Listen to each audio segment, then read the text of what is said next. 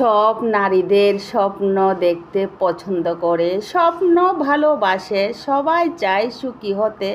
যদি ছেলে না থাকে, মেয়ে না থাকে, যদি টাকা থাকে, গাড়ি থাকে, বাড়ি থাকে, আর কিছু কি দরকার আছে? অনেক মেয়েদের তো তাও নেই।